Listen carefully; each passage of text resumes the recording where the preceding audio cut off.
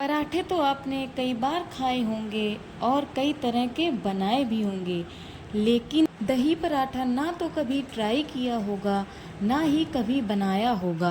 तो hello everyone, welcome back to my channel. चलिए ज़्यादा देर ना करते हुए नाश्ते को बना लेते हैं। इसे बनाने के लिए सबसे पहले हमने एक कटोरा लिया हुआ है। अब इसमें हमने 1.5 कप दही का इस्तेमाल किया है। अब इसमें हमने 1 चम्मच चीनी और चुटकी भर नमक डाला है। फिर इसे अच्छी तरह से मिक्स करना है जब तक कि चीनी घुल ना जाए। इसमें एक भी लम्स नहीं होने चाहिए।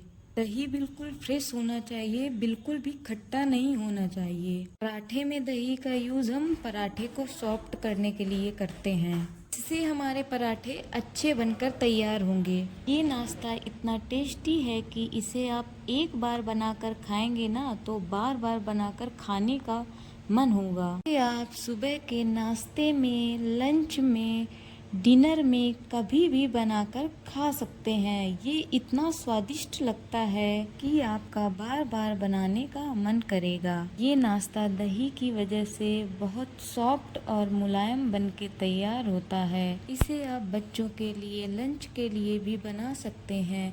ये बहुत हेल्दी रेसिपी है।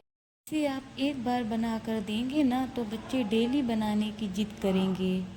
देखिए, अब मैंने 1 कटोरी आटे का इस्तेमाल किया है। मैंने गेहूं के आटे का इस्तेमाल किया है। आप यहाँ पर मैदे के आटे का भी इस्तेमाल कर सकते हैं। मैं हेल्दी नाश्ता बना रही हूँ, इसलिए मैंने यहाँ पर गेहूं के आटे का इस्तेमाल किया है। अब इसे दही के साथ अच्छी तरह से मिक्स कर लेना है। इसे बनाने में ना ही ज़्यादा टाइम लगता है, ना ही मेहनत लगती है। ये बहुत ही जल्दी बनकर तैयार हो जाता है। देखिए, अब इसमें मैंने 2 चम्मच घी ऐड किया हुआ है। फिर इसे अच्छे से मिक्स कर लेना है। आप सभी से एक रिक्वेस्ट है, आप मेरा ये वीडियो कहाँ से देख रहे हैं, प्लीज़ कमेंट करके बताइए। आपका एक प्यारा सा कमेंट हमें बहुत ही मोटिवेट करता है नए नए वीडियोस लाने के लिए। देखिए, अब यहाँ पर मैंने थोड़ा थोड़ा सा पानी ऐड करके इसे अच्छी तरह से गूँथ लिया है। देखिए, यहाँ पर हमने दही का इस्तेमाल किया है। मैंने तो गाढ़ी दही का इस्तेमाल किया है। अगर आपने पतली दही का इस्तेमाल किया है तो थोड़ा सा आटा ज़्यादा लग सकता है। मैं आपको एक एक स्टेप इसलिए बताती हूँ कि आपका भी नाश्ता एकदम से परफेक्ट बनकर तैयार हो। आपकी मेहनत, आपका टाइम बिल्कुल भी वेस्ट ना जाए। अब इसे मैंने अच्छी तरह से गूँथ लिया है। इसमें 1 चम्मच घी डालकर आधा घंटे के लिए रेस्ट करने के लिए रख देंगे, जिससे आटा अच्छी तरह से सेट हो जाएगा। देखिए, अब हम यहाँ पर नाश्ते के लिए एक कटोरी लेंगे और उसमें 2 चम्मच गेहूं का आटा ऐड करेंगे। हम हेल्दी नाश्ता बना रहे हैं, इसलिए गेहूं का आटा ऐड किया है।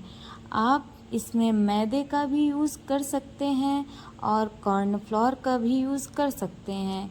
फिर अब इसमें हमने 2 चम्मच घी का इस्तेमाल किया है। अब इसे अच्छी तरह से मिक्स करेंगे। इसमें बिल्कुल भी लम्स नहीं होने चाहिए।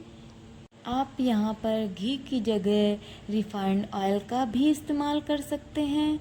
इसे अच्छे से मिक्स करने पर देखिए, ये इस तरह का बैटर बना होना चाहिए। यहाँ पर जितना हमने गेहूं का आटा लिया है उतना ही हमें घी का इस्तेमाल करना है। यहाँ पर आप घी की जगह रिफाइंड ऑयल का भी यूज़ कर सकते हैं। इसे अच्छी तरह से मिक्स करना है। इसमें बिल्कुल भी लम्स नहीं होने चाहिए। अगर लम्स रह जाएंगे ना तो नाश्ते में इसे अच्छी तरह से लगा नहीं पाएंगे। अब जो हमने साटा तैयार करके रखा था उसे हमें पूरी रोटी में अच्छी तरह से लगा देना है। इससे हमारे नाश्ते में अच्छी तरह से लेयर बनेगी। अब हम नाइफ की हेल्प से बीच के पार्ट को छोड़कर इस तरह से कट लगाएंगे, जिससे हमारे नाश्ते में अच्छी लेयर और नाश्ता हमारा क्रिस्प बनकर तैयार हो। अब देखिए, इस तरह से लेयर करने के बाद हमें अच्छे से बीच वाले सेंटर में हमें इनको सबको अच्छे से रख के जोड़ते जाना है। देखिए, अब इसमें लेयर के पीछे के साइड से अच्छी तरह से लोई बना लेनी है।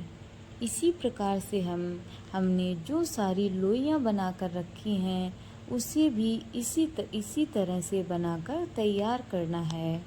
अब इसे बेलने के लिए हम थोड़ा सा सूखे आटे का यूज़ कर सकते हैं।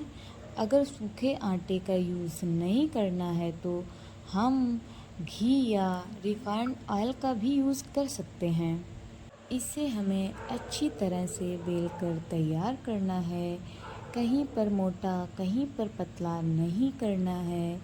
इसे हमें बहुत ज़्यादा पतला नहीं करना है, मीडियम साइज़ का बेलकर तैयार करना है। आप इसे बड़ा या छोटा किसी भी साइज का बना सकते हैं। आजकल के बच्चे बाहर की चीज़ें खाना बहुत पसंद करते हैं। अगर आप इस तरह से बनाकर खिलाएंगे तो बच्चे बाहर की चीज़ें खाना भूल जाएंगे। देखिए, इस प्रकार से बनाकर तैयार करना है। इसी प्रकार से मैंने सारी रोटियां बेल ली हैं। चलिए अब गैस की तरफ चलते हैं। यहाँ पर हमने नॉर्मल तवे का इस्तेमाल किया है, जिसमें हम रोटी चपाती बनाते हैं। आप यहाँ पर नॉन स्टिक तवे का भी यूज़ कर सकते हैं। देखिए, यहाँ पर मैंने पराठे को तवे पे डाल दिया है। जब एक साइड से अच्छी तरह से पक जाए तो इसे पलट देना है। पलट कर इसमें ऑयल या घी लगाना है। मैंने तो यहाँ पर घी लगाया हुआ है। अब दूसरे साइड से भी पलटकर अच्छी तरह से फैलाकर घी लगाना है। फिर इसे उलट पुलट कर अच्छी तरह से पका लेना है।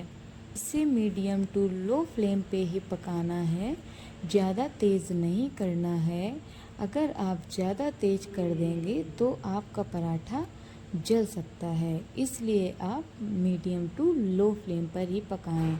और अगर आप तेज़ पकाएंगे तो यह अच्छे से पकेगा भी नहीं। मीडियम टू लो फ्लेम पर पकाने से पराठा अच्छी तरह से पकेगा और अच्छे से क्रिस्प हो जाएगा। अब इसी तरह से सारे पराठों को उलट पुलट कर अच्छे से पका लेना है। देखिए, ये कितने क्रिस्प और मुलायम बने हैं। अगर आपको मेरी रेसिपी पसंद आती है तो मेरे वीडियो को एक लाइक और सब्सक्राइब करना बिल्कुल मत भूलिए।